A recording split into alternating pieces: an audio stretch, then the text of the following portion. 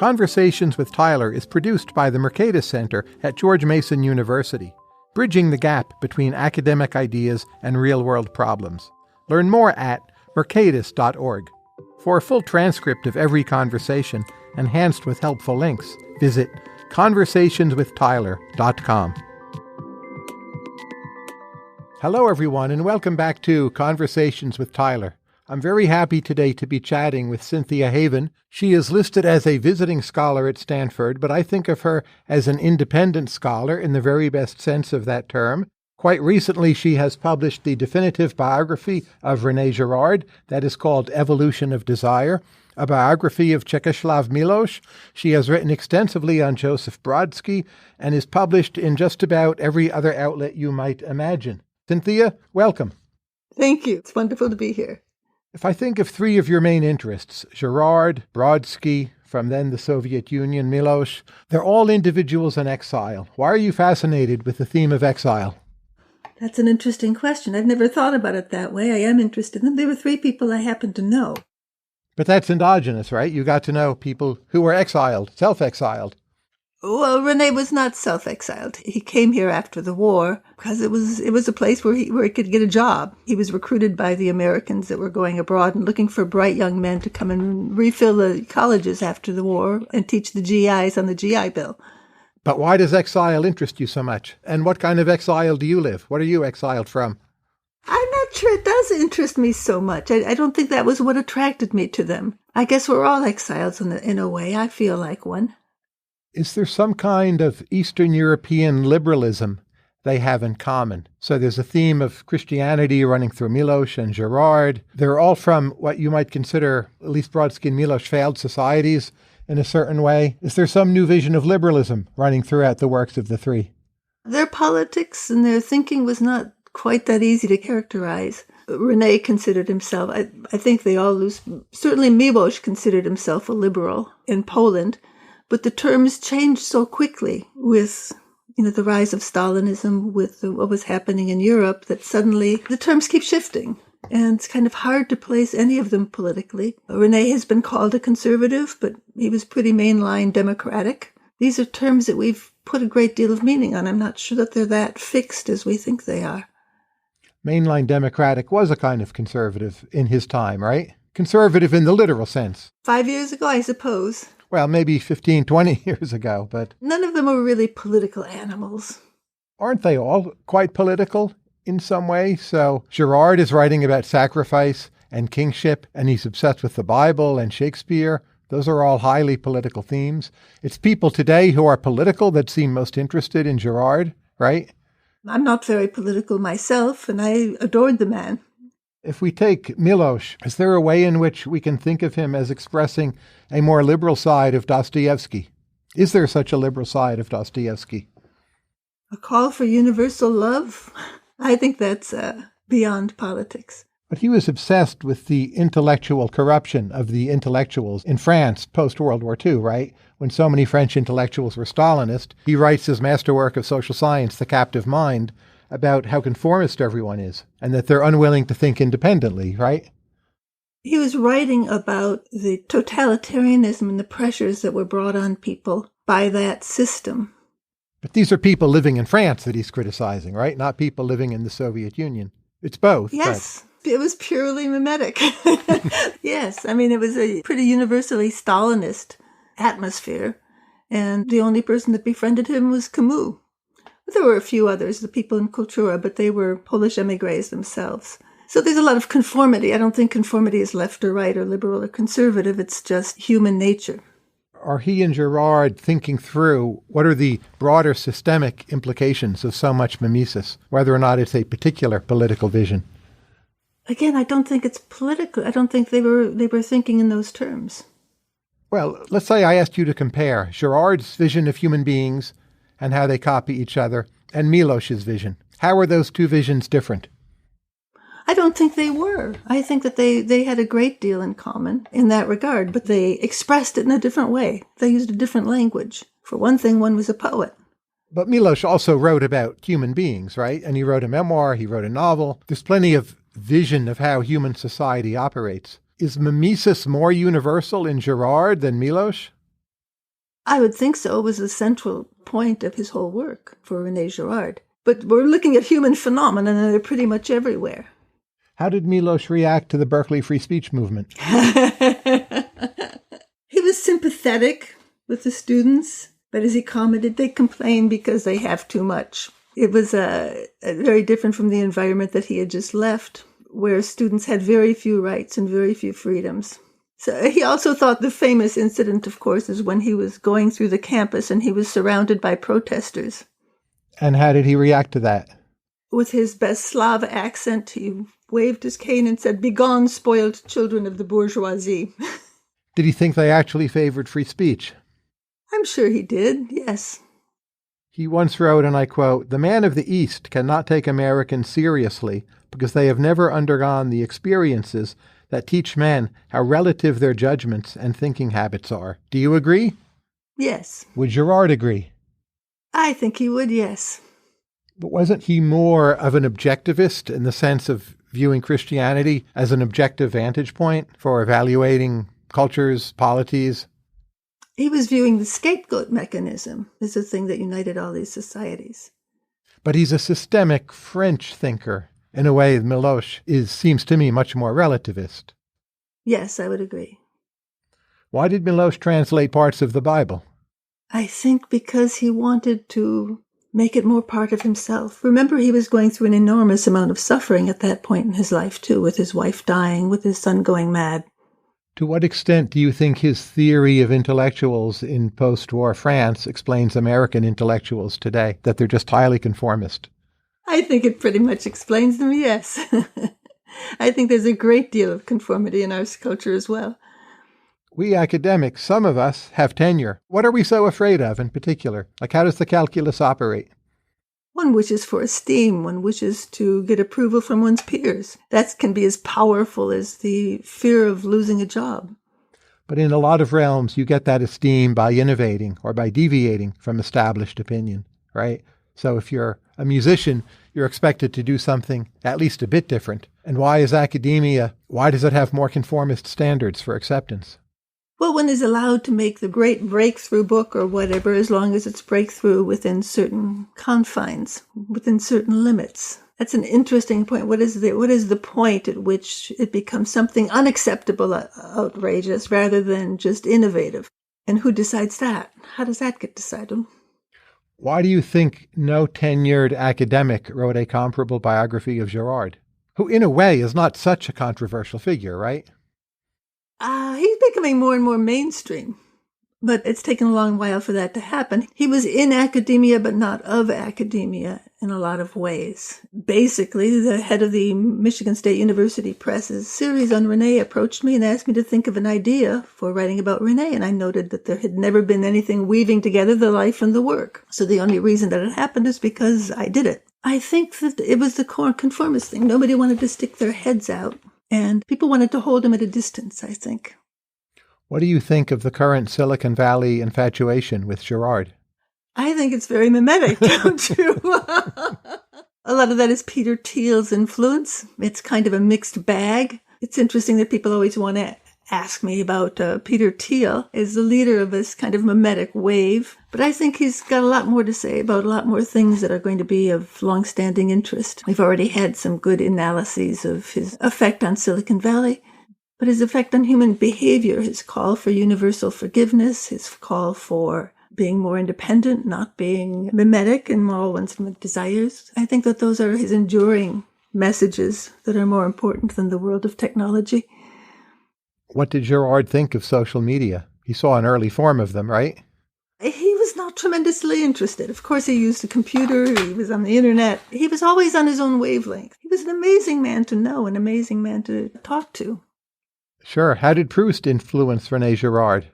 Oh, I think that was one of his first major literary interests, finding that book. As he was leaving for America, he found that in a bookstore. It was very influential in leading him to see how social groups work and the snobbery of social circles and the way that they can lure you and repel you at the same time. Do you think Girard's thesis of mimetic desire is empirically falsifiable, or does it suffer from the weaknesses of a lot of continental philosophy, that it's a big idea thrown out there and then selectively withdrawn when it doesn't fit the facts? I think it's not a prediction. It's not a way that you can predict something. I think that there's too many variables in almost any equation to make it foolproof in that sense. One of the things that always interests me about René was the way he could pull up factors that you didn't see in a situation, the thing that you weren't looking at. What did he think of Buddhism? Because Buddhism, at least on the surface, is an attempt to escape the cycle of mimetic desire.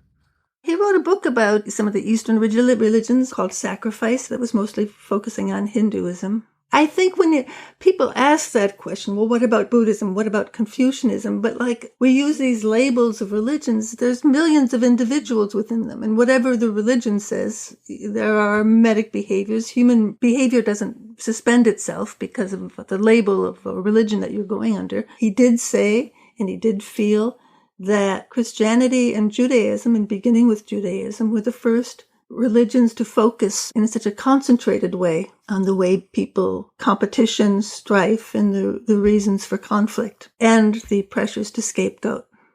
If you had to characterize or conceptualize Girard's talent as a thinker, how would you express that? He wasn't a details person, right? But what was his great talent? Intuition, the way he saw these patterns, and saw patterns that no one else did, of competition, rivalry, violence. His big religious intuition was the New Testament is moving us from the kingdom of violence to the kingdom of God, and what that meant to make that transition. Is it true that Girard had no mentors? Yep. That's quite unusual. How do you think that shaped his career and thought? Well, that's what I meant when I said that he was in academia, but not really of academia. He climbed no ladder. He had no mentors within academia. He wound up in academia really pretty much by accident. Do you think of him as one of your mentors? Or are you like Girard with no mentors? Oh, no, I've had many mentors. I've written about mine. Who's your main mentor? I don't think there's a main one. I think that there's 3 of them that I've written about. And I'm sure that there are others that I will write about. And who are those 3? René, Joseph Brodsky, and Czeslaw Milosz. So the 3 people you've written the most about. Yes. I mean, they're endless. All 3 of them are endless. You can spend forever in their works. In an article you wrote, you once quoted René Girard, quote, "Joining the mob is the thing people don't realize. They feel the unity, but don't interpret it as joining the mob." Do you agree with that? So people who join, say, Twitter mobs on the internet, they're oblivious to the fact that they're part of a mob? They think they're speaking up for the right. They think that what they're saying is true. But do they also think they're part of a mob? Or do they have false consciousness? I don't know about false consciousness. The momentum of a feeling can drive one into a mob without one being aware that that is exactly what you're doing. It's a very subliminal thing. What is your best Girard story? Okay, I'll tell one. You asked about Peter Thiel. I was asked to fact check that Peter Thiel had wanted an answer to a question about René's theory and drove up immediately to René's house to get the answer that he needed. And someone asked me to fact check that, and I got the answer I thought. René was not a guru. He did not live on the top of a mountain, and of course that didn't happen. So I had to let down the person who had asked the question. So it hadn't happened? It hadn't happened. René did not run an open house. He had a surprisingly conventional private life, was madly in love with the one woman he was married to for 50 years, 60 years. Here's a story for you. Martha and René had a marriage that was so harmonious. They apparently never gave each other presents on birthdays or whatever. They did that. And their children had to call and tell them that their 60th wedding anniversary had just happened because it went by without them noticing. 60, wow. Now, there's an anecdote, it's in your biography, Evolution of Desire, that Girard claimed he had witnessed a lynching and that influenced his thought. But if one traces the chronology of that claim, it's not obviously true. And if we fact-check that claim, can it be verified? Or was he just making that up? Was he a fabulist of some sort? No, that was a writer's trick. A writer's trick, meaning he made it up? No, I was the writer. I was interviewing Jean-Marie Gourlian in Paris, and who was at one time, René said many people were his best friends. Jean-Marie Michel Gourlian was one of the people that he often said that about. And he claimed that René had told him that he had witnessed a lynching. This was one of those moments, one of the most powerful moments I've ever had in an interview, and the floor kind of opens up when someone says something like that. And I thought, wait a minute, how can that be true? But it was my job to check it out and see whether it could be true. But more than that, it was an opportunity for me to explore what lynching meant in the U.S. and abroad and talk about that. I was surprised in my research to find out how recently lynchings had happened. I had thought of them as something from a much earlier decade in the 20th century having ended. It gave me a chance to think about it. It gave me a chance to talk about it. And later in the interviewing process with Jean-Michel, I said to him, Gorlian, that's an Armenian name. Was your family involved with that? And his face fell. He had lost a number of his extended family in that genocide. And that is why he grew up in Beirut, not farther east. And what I concluded in that chapter was that Jean-Michel Gorlian, having been a second-generation Holocaust survivor, that had impressed them, and that what seemed outrageous to us, the idea that René had seen a lynching, was not so outrageous to him because it had actually happened in the not-too-distant memory. So I told the story that way. I told that chapter that way. It was a way of going back and revisiting that past and revisiting the impression that it had on the man standing in front of me. So no, he hadn't seen a lynching. You don't go and watch a lynching. You're either one of the people throwing the stones or you're the lynchee. It has that kind of attraction. It's not like something that you can watch from far away. How good was Girard as a critic of Shakespeare? I think he was fascinated by Shakespeare. It was a love affair of sorts. That was his kind of marriage to the English language. That's the only book he wrote in English. I think he had a great deal to say. I think that that's one of the most interesting explorations that he had in his book. Theatre of Envy is very critical to his corpus, and I think he's an excellent critic. So you don't think one is just getting Girard, one is getting some reasonably accurate understanding of Shakespeare? Well, yes, but I think that there are other ways of seeing Shakespeare besides René's. René had a lot of interesting things to say, but I don't think he's the only person that said interesting things on that or any other subject. Why is there more mimetic desire in the comedies? Oh, I think it allowed Shakespeare to play around a lot more. There's a lot of mimetic influences in the other plays as well. Julius Caesar is an excellent one for the mimetic desire that leads to basically a lynching. I think the comedies give you a chance to play with it, and I think that that's a large part of their delight. What do you think was Girard's greatest flaw as a thinker? I think that he had an unfortunate tendency to say always or never. If you quizzed him more thoroughly, he would say, well, no, not always or whatever. But I think that has sometimes been tackled on by people as a flaw. Do you think Milosz as a thinker has a future in the way that Girard has turned out to be really extremely influential and popular? He's a poet. And I think that that's a problem. Poetry is, well, it's not taught the way it was, or the humanities have somewhat gone by the wayside. Not for people who love poetry, but it's not taught. I would like to see Czeslaw Milosz taught in schools as an American. That's the premise of my book.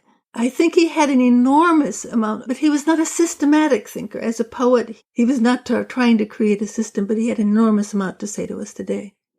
Did it make sense for Curtis Yarvin to have written a whole long blog post tribute to Milosz? Have you read that? Where? Oh, it's just online somewhere. He's sometimes considered, the father of thought of neo-reaction, Yarvin. He's very controversial.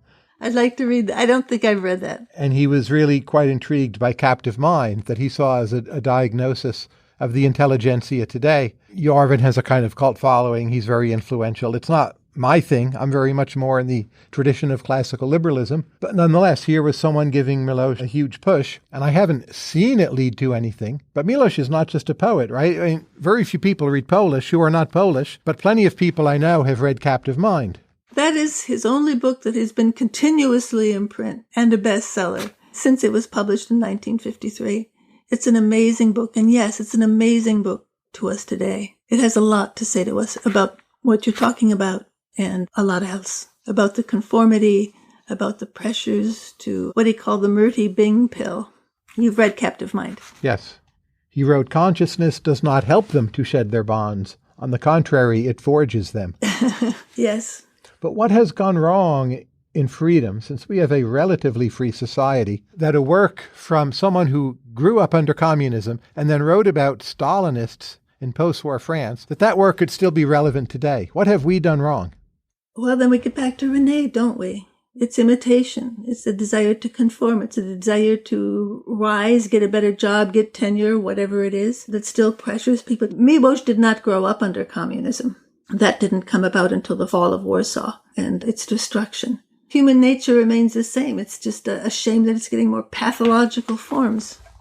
But why do we copy the bad things rather than the good things? What's the missing part of the theory? The bad things are attractive to us. We're followers. Why is Putin still got support in Russia after what he's doing? I mean, why are there Trump supporters? But say if I read Freud or I read Reich, there's some account of why people might crave the bad. Crave the bad as a bad, as not a bad. Thinking that it's a good. They're just compulsively drawn to some things that are bad. They may even feel good to the people in the moment. But there's an account of craving the bad in those thinkers. Also in Pareto, there's an account of craving the bad. For Milosz, what's the account of craving the bad? Or for Girard? For Milosz, I don't think he did crave the bad ever. No, he didn't, but he portrays other people as craving the bad. I don't think he talks about that so much as people in captive mind, as people trying to get along and live within the system, and the way they pathologically divide themselves into two people so that they can avoid the martyrdom that happened to so many of their peers. What did he find of such great interest in Simone Weil? His favorite phrase of hers was, "Distance is a soul of beauty." That was a big part of his Nobel speech, getting the right distance from someone. She was a profoundly religious thinker. He was quoting her all the time. Does she make sense to you as a thinker, or is it aphorisms? Aphorisms are a powerful way to learn. But does it cohere, right? So Schopenhauer, Nietzsche, more or less their aphorisms cohere into a particular worldview. Do hers cohere? She was an odd and extreme thinker. I think many of them do. I don't see her as a systematic thinker in that sense. Why does Milosz assign such an important role to nature in his understanding of America? And was that just a California thing? What if we had sent him to Rhode Island? Well, we did, more or less. I mean, he spent time in Washington, D.C., New York City, but his first calling was to be a naturalist. That was his first attraction as a child. So he studied nature from a child. The American wilderness puzzled and somewhat confused him. As he put it, 10 different kinds of oaks instead of 3 like you'd have in Poland. Will Joseph Brodsky fall into a memory hole? Do people still care? Yes. But you can't read him in Russian, right? Or most people can't. Poetry itself is much less popular unless you count something like rap music as a form of poetry. But that won't help Brodsky. The essays are quite fine, but they don't seem culturally central. I mean, what about Brodsky will last? In America or in Russia? In America, and then in Russia. In Russia, he will never die. He is one of the great poets of the 20th century. In America, I think a lot of it depends on the future translations. The wordplay in his poems, the inventiveness is such that it makes it very difficult to squash it into the English language. And there's been attempts, there's been controversy, there's been issues with the estate and everything else. I hope that we someday get a good, complete volume of Joseph Brodsky in English that is as magical as the original Russian. What do you think of the claim that he was first or maybe only Russian poet to have mastered the English metaphysical tradition, like John Donne? I think mastered is a big word. Grappled with. I think he grappled with it. It's hard for us in English to see how well that works. And The Butterfly is a masterpiece. And as you know, I wrote the Conversations with George Klein, and that was a masterpiece translation. Give us more masterpiece translations and we'll have a better judgment. Why was Brodsky so terrible on the Ukraine issue? So his poem on Ukraine, you can find a version of it online. You can hear it in the original Russian on YouTube. He sounds as bad as Putin, right? Why? Where did he go wrong? It's not just that poem. He got into a fight with Derek Walcott at a famous conference when he was belittling the smaller nations of the world. There's a sort of national imperialism of Russia that is not just Putin, that goes all the way down. I think that poem about the Ukraine is indeed very unfortunate. It's not going to serve his legacy well. It doesn't serve common sense well. How do you model the mistake he made? What was the problem in his broader worldview? He was a Russian imperialist. I mean, he got into the fight with Derek Walcott was on the importance of his own nation, and it's a strong streak in the Russian culture. He simply never gave it up, even after he came here. What's bred in the bone will out in the flesh. Yes, he never gave it up. Not entirely. I think it became a smaller portion of his psyche. If we think of your own career, so you're at age 17 a reporter, and now you're writing books about continental philosophy. How did that happen, and was that bred in your bone, so to speak? Yes, very much so. I began at 17 as a reporter, actually at 16. It teaches you a lot of things. It teaches you to perform on deadline. It teaches you not to object to your work getting edited, which is a problem with a lot of authors. It teaches you to be flexible, teaches you how to ask questions, teaches you how to do interviews. Lots of good skills there. And when and how did the turn to philosophy come? I don't know that it was a turn to philosophy. Literature was part of me, too. I was reading Les Miserables as a little girl. I'm not interested in philosophy per se. I was interested in René Girard. I think I can promise I would not write about another philosopher. It's a huge field of study. But you're interested in philosophical poets and writers, correct? I'm interested in thinking, yes. We're talking about thinking. I'm interested in people who ask big questions, and all those people ask big questions. Why such a strong interest in interviews, which I share with you, obviously, doing a podcast, but where does that come from in you? Nosiness? As a young woman, it gave me a chance to meet interesting people. Lots of people like to be interviewed. So it was a chance to ask a lot of questions and learn a lot of things. What is your philosophy of what is missing in most other people's interviews? I don't know that it's a philosophy. But you must think you're adding something, right? I'm interested in big questions. I think a lot of people aren't. A lot of interviewers aren't. It's not an era for big questions, is it? 2022? I'm not sure. Really? Maybe the questions are either too big or too small and not enough in between. That's an interesting point of view. But there's plenty of ideology in the world and in this country. Doesn't have to be a good thing, but... Ideology is different than big questions, I think. Sure. The kinds of questions Milosz asked, about questions of being. What do you think is the best question he asked? The best question he asked. He was fascinated beginning in the 1970s with the loss of what he called second space, with the loss of the religious dimension in human thinking, with the loss of any notion beyond the little here and the little now. He explored that beginning with a fragmentary science fiction experiment called Second Space. Second Space was the title of the last volume that was published, with his supervision. He was very restless about that. I think it is a powerful thing to explore. Do you like Stanislav Lem? Yes, I'm intrigued. Yes. That's literary, but also philosophical. Yes. I can't claim great familiarity with him. I'm not a fan of science fiction in general, but I am a fan of Milosz. How did you become a good reader? Starting young. I was reading George Bernard Shaw and Victor Hugo when I was in elementary school. Because you had to or because you wanted to? Because I wanted to. Because you wanted to. The stuff that they were giving us was dreck. I liked the good stuff. Has Shaw held up well at all? I look at it periodically, but it never interests me. I love Hugo. That's interesting. It's kind of hard. He was so solidly of an era. His plays aren't performed much, and they haven't been for a long time. I like the wit. I like the sharpness. I think the last, yes, we could use a revival. What did you learn when you worked for Vogue? You've seen the movie The Devil Wears Prada? Yes, I quite like that movie. It was very much the same way in London where I was working for Vogue and Condé Nast. The same kind of ladders. I was under B. Miller rather than her American counterpart. That was the first job I could get in London. So I was very glad to have it. But they didn't make me into a fashion plate. Horribly hopeless on fashion. But you wrote for them? No, it was more like The Devil Wears Prada. I did edit an article by the sister of the Princess of Wales, or the Princess of Wales to be. That was my highlight there, was editing an article by Sarah Spencer. What's your favorite long train ride? Oh, geez. Kathmandu to Delhi? How long does that take? Oh, gosh, it was so many years ago. Can't recall. How'd you end up in Kathmandu? Flew? Airplane? Why Kathmandu? Well, actually, I was working with Vogue's travel editor, and he had just come back from Kathmandu and was telling me how beautiful it was. And I was also seeing a man who was a concert pianist who was about to give a concert in Kathmandu. So this was a twofer, so I could do both and pack it all up and leave for India and Nepal. I turned the pages at the concert. What did you think of Kiev and Odessa when you visited there? Oh, I loved them.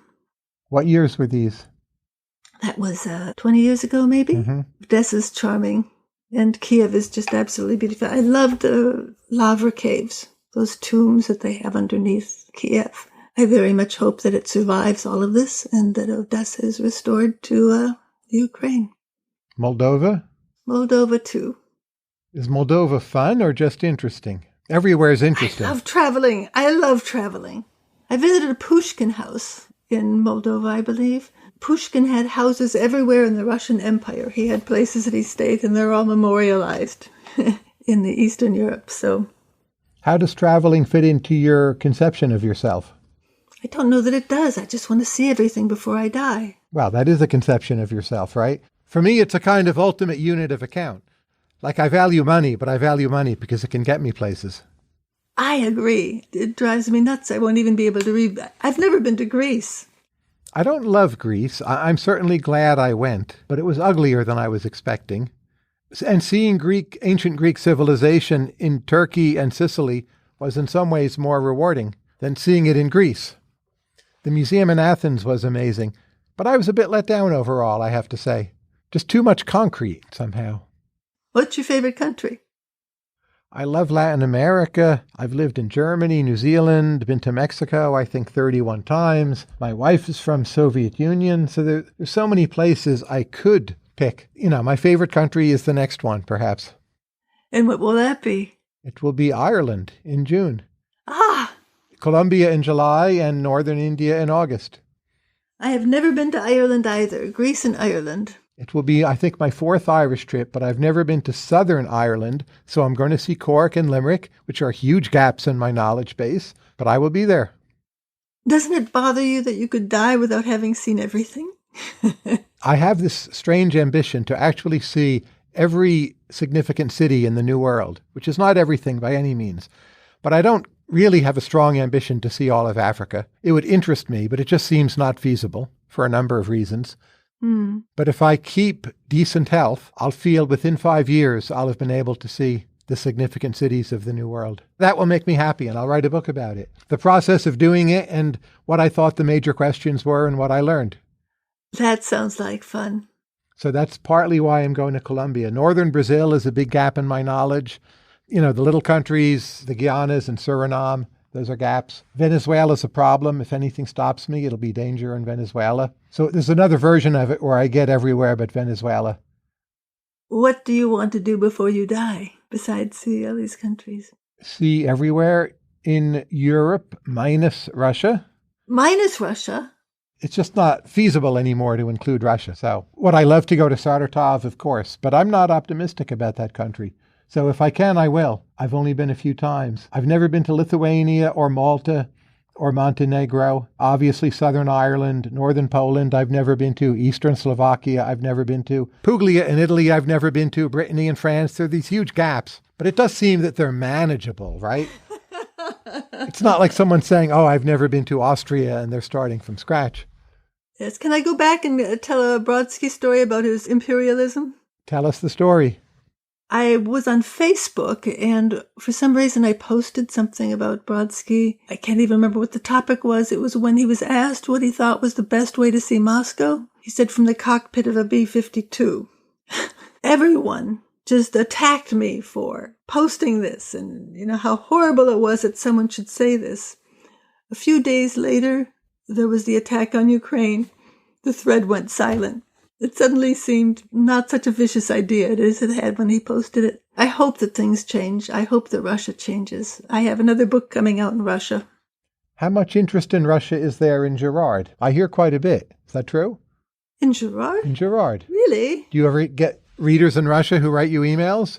Somewhere here. I had the Russian edition of Evolution of Desire. It was a top seller in Moscow. So there's quite a bit of interest then. Oh, you said René's interest in No, Russia. no, Russia's interest in René. Yes, there is, and that's why I was anxious to see it come out in Russia. And how do you think Russians read him differently? I haven't spoken to them, but I think that what they're going through has got resonances. Again, this is not most of Russia. We're talking about the intelligentsia who are buying the books in Russia, not the people in the provinces. I hope it gets through. I want to go back to Moscow, and most of all, Petersburg. Mm-hmm. How do you think Russians read Milosz, The Captive Mind? It must have gotten in the Russian edition now. Again, I think the problem is the Russians I know, my Russian friends, they know all of this stuff. But how do you get through to the others? How do you get through to the ones that are, still casting their votes for Putin? Does the Russian intelligentsia know? I'm never quite convinced. They seem to know and not know, and the ones even who moved to the United States and face no censorship, a lot of them are still pro-Putin, especially if they're not Jewish. The ones I know are ashamed. They're ashamed of the war, but before the war, they were often pro-Putin, or at least anti-Putin, right? Well, no, there's a liberal class in Russia, and those are the ones that are publishing my books. I mean, Maria Stepanova is a good friend of mine. She's one of the leading writers in Russia. My publisher for the Brodsky book has a lot of Russians on its staff. They know what the truth is. Don't you ever wonder how Russian propaganda works? So during the pandemic, Putin works very hard to convince people the vaccine is great. And people are really not sold on that notion. There's a low rate of vaccine uptake in Russia, right? People worry about batch problems. Correctly, it turns out. They're skeptical about the vaccine to begin with, even though in theory, actually, the vaccine is probably not so bad.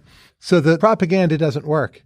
And then there's this much more horrible message being sold to people, not take the vaccine, but the war in Ukraine is a good thing. It's a police action, whatever account of it you wish to give. And so many Russians buy that, yet you can't talk them into the vaccine. I mean, what are we supposed to think about that? Isn't there some abdication of intellectual responsibility at some level in a society like that? Like they are capable of resisting messages from Putin. I have no answers for that. I mean, Maria closed her online newspaper, Kolta, a few days after this began. After her whole staff signed an editorial saying no war. It was on the front page. So if the good guys can't publish, who's going to be disseminating information? But there's plenty of rumor, right? There's plenty of sources of samizdat, even under the Soviet Union. There are plenty of official claims that during the Soviet Union, people simply didn't believe. But now today, the war is okay, is for the most part the winning message in Russia. I think. It's hard to tell from this distance. Well, maybe it's that under-the-cover imperialism coming to the fore again. Just like Brodsky was keen about stomping on Ukraine. Well, let's keep in mind that Brodsky didn't have a lot of military power or political power. It's one thing to mouth off from a sort of pre-existing imperialist streak for Russia. It's another thing to, attack and kill Ukrainians. Is there an active samizdat in Russia right now? People using VPNs or different ways of accessing the internet. There seem to be at least a few million people doing that. Okay. I was thinking olden days with passing out leaflets and things, but you're right. You're right. Of course, there's VPN. Let's hope it gets through. What do you think are the forms of propaganda that we Americans are falling for right now? So you believe in mimesis.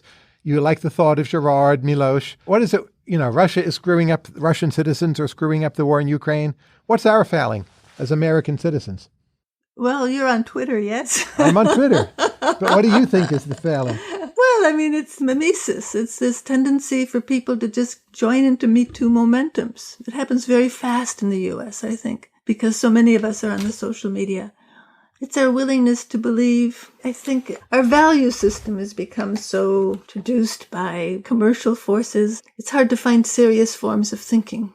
Maybe not for you, but, for people in much of America. I might be killed for saying this, but when your models are people like Trump, what are you going to get in the way of depth? What are you going to get in the way of? They keep saying if you want those kinds of people to go away, we have to change the value system in America. Well, one of the things that creates a value system is the humanities. And in a place where the humanities and reading are suffering decline, then the other models are going to come up and spring and be forceful. We listen to crappy commercials. We listen to crappy memes. It's going to be without changing how we think by changing what we admire, what we're willing to imitate, the worse will rise to the fore. Does that make any sense? Yes, but I wonder often whether the truly dangerous mimesis is some form of people attacking the sort of superficially dangerous form of mimesis. So I'm not at all a Trump supporter, but often I see more Girardian behavior amongst the critics of Trump than the Trumpians themselves. In some ways, they seem more free-thinking to me, and in ways I object to. But if you want to see a real Twitter pile-on, praise Trump in some manner, even for something good he did, like Operation Warp Speed, one of the few things he did where I would say, well, that was really wonderful. Mm-hmm. You get creamed much more supporting Trump than attacking him. So where the dangerous mimesis really is embedded in the system, I'm never quite sure. I understand your point, and I agree with it. I would just like us to see us value more thinking. I'd like to see us value literature again. I'd like to see us value poetry again. I think that this is a questionable argument, and people have tacked it, and they've talked about Nazis that used to listen to Haydn and stuff like that. But I do think that there's a better chance of something good getting through if you're reading Czeslaw Milosz than if you're reading Twitter feeds. If we valued intelligent thinking, intelligent speaking in our public lives, I think we'd be less likely to get the kind of candidates that we're getting. You spent some number of years writing profiles of Stanford faculty without asking you to name names. But what's your sense of the system overall? Like, is it producing and supporting those great thinkers? Kind of. When I was doing that for the Stanford, I wanted to focus on those people that I thought were the last of their kinds. Well, I kind of thought of them as living legends. So I wrote profiles of people like Robert Conquest. You know him. A great scholar, of course. A great scholar who was the first to really uncover the extent of Stalinism and the murders and the crimes under Stalinism. He was also a poet. I wrote about Joseph Frank, the noted biographer of Dostoevsky, a 5-volume series. That was my excuse for getting to know René Girard, as I profiled him. And Karl Weber, the dramatist, who was a student of, I'm blanking. Come on, the great dramatist in Germany. Hauptmann? Bertolt Brecht. Brecht, yeah. He was a student of Bertolt Brecht. But if we're so mimetic, why aren't we reproducing those people? Because we don't value them. They're famous names. They've probably earned, some of them, a fair amount of income. Oh, I don't think you get rich by being... No, not rich, but within academia, they've done relatively well, right? Joseph Frank, I still know who he is. I'm just some old economist. Well, they all died within a few years of my getting to know them. That's just the problem of dealing with the old giants, is the old giants tend to disappear. I ask the same questions you're asking. Who replaces them? I mean, who's asking the big questions? Do you ever wish you were ensconced in academic life with tenure? Like, really wish it? I know at times you might think, oh, it would be nice, but truly, in the button-pushing sense, wish it. I'm the first in my family to have any university degree at all. So the idea of becoming a faculty member never crossed my mind until I found myself working within academia. So sure, I fantasize it. Sure, I think it'd be wonderful to be able to have a salary and to be able to not live as a freelance writer. On the other hand, I couldn't have done the things that I did. There is an enormous pressure towards conformity within academia. Would I have been able to write the first biography of René Girard if I had been? I don't think it'd be something that necessarily would have been encouraged within an academic atmosphere. It was something I could do because I was an outsider to some extent. I've had a wonderful life doing this. I've been able to sit there and explore the greatest minds that I've known in my lifetime and the greatest people. René was not just a wonderful and seminal thinker. He was a genuinely decent and generous human being, one of the best that I've known. Czeslaw Milosz was a hell of a lot of fun to interview. I was lucky because I happened to be the last person to get in to interview him before he went back to Poland. So those were opportunities that I had to take advantage of while they were still there. And I waited. Our last question. What will you be doing next? Oh, that's a secret. I'll tell you offline. Okay. In any case, we all wish you luck with that and very good chatting with you. Cynthia L. Haven, and everyone, she has numerous books, most recently biographies of René Girard called Evolution of Desire, and also a book on the life of Czeslaw Milosz in California. And I should add the Penguin Modern Classics anthology for René Girard, which I'm editing, will be out next year. Cynthia, thank you very much. Thank you. Thanks for listening to Conversations with Tyler. You can subscribe to the show on Apple Podcasts, Spotify, or your favorite podcast app. If you like this podcast, please consider giving us a rating and leaving a review. This helps other listeners find the show. On Twitter, I'm @TylerCowan, and the show is @CowanConvos. Until next time, please keep listening and learning.